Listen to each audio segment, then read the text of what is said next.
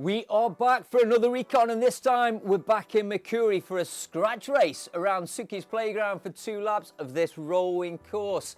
Let's get into this week's recon.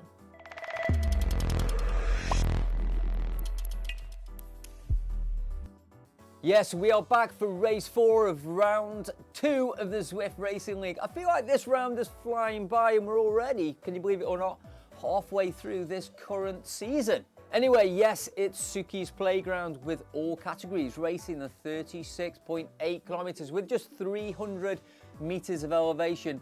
This is a figure 8 course, and the main climbing section up towards the castle area, you will be essentially 1.5 times per lap. You will see what I mean when we get out on course. I do want to try and get into this recon as quickly as we can, but first, a quick reminder of the competition we launched last week for you to win a new Level Velo indoor jersey and indoor shorts combo, hopefully delivered to you in time for Christmas.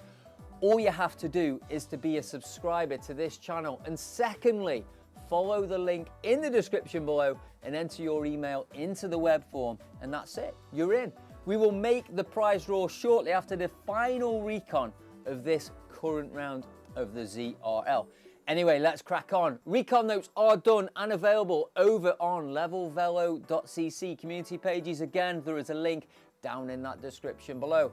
Bike choice for this course for me would be an out and out aero setup, as the finish line is on a fast descent and only one draggy climb for this, which mostly is draftable and not particularly steep. So get the most aero bike you can at your level. In terms of power-ups, it's back to the originals. So that's aero, draft and feather, all useful across this course. The aero and the feather could be really useful for those riders who want to stretch the group and try and reduce the group size or launch attacks on those rolling roads. And then both the aero and the draft could be really useful for the sprint finish if your race comes down to a group sprint. The finish will be really fast with it being immediately after the descent. So again, timing, staying in touch with the lead riders is critical, as it's not as easy to get around riders as it used to be back in the day. Now we've got these new pack dynamics.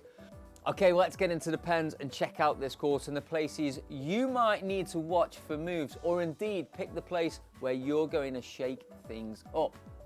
Okay, so we're going to leave the pens and take a left, and you'll go straight under the start finish banner. So immediately pick up a power up. It's then a flat and slightly descending start. Remember, it's a scratch race, so no points to be earned on any of the segments we pass through on this particular race.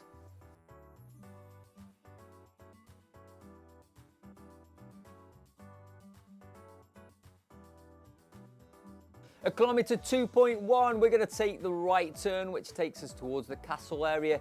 And this is where we start to head towards the first climbing section of this race. Having said that, the road won't start to really pinch up or incline until around kilometer 5.9, as we start to come into the village area and cross that wooden bridge. Between kilometer 6.1 and 6.8, the road constantly peaks and troughs in short, punchy steps.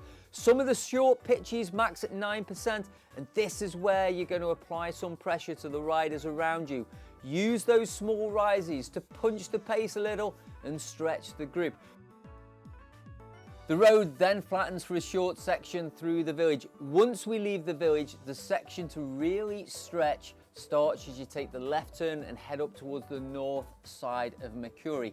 This is a prolonged section which is a constant 3 to 6% incline. Basically, from kilometer 7 through to kilometer 8, there's this 1 kilometer section that really starts to drag. This is where you can stretch, and this is where the elastic might snap, especially on the second lap. Once you take the right turn into the village, the road eases off, and it won't be long until the road starts to descend down the other side of the loop. So with that in mind, if you have gaps to close, do it as quickly as possible through the village, because any group starts to move away on the descent, it's going to be very difficult to pull them back. Now remember, this is a figure 8 course, so once we start to descend and take on the lower rolling sections, we will start to work our way back towards the lower slopes of that same climb once again. On the rolling roads back, we're going to go through the fishing village, and then through village Onsen, and once through that village is then the country sprint banner. But again, remember, no points and no sprinting. Is then the left turn back towards the castle area and the lower slope climb for the second time of asking. This time, once again, you're taking those lower slopes and those punchy hairpins through the castle area, but instead of taking that left and heading up to that 1 kilometre drag, you then take the right and head back towards the start-finish banner for that second lap.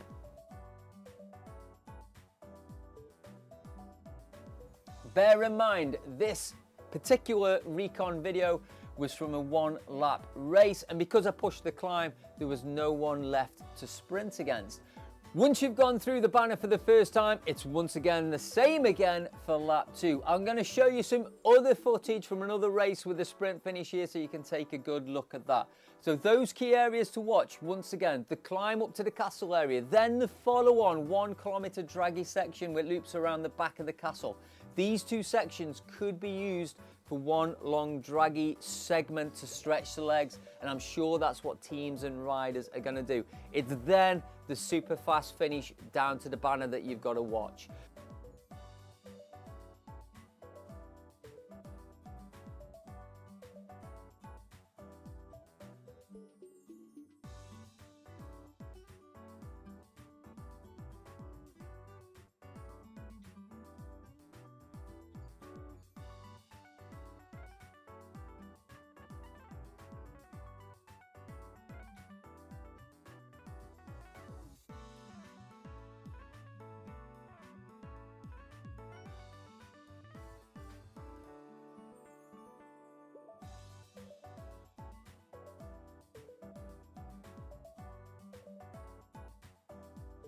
So that's it. That's the course for race 4 of the Zwift Racing League.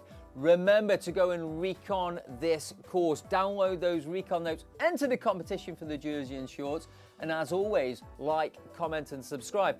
And I'll see you down in the comments below for some pre and post race chat, and I'll see you soon for another Zwift Racing League recon.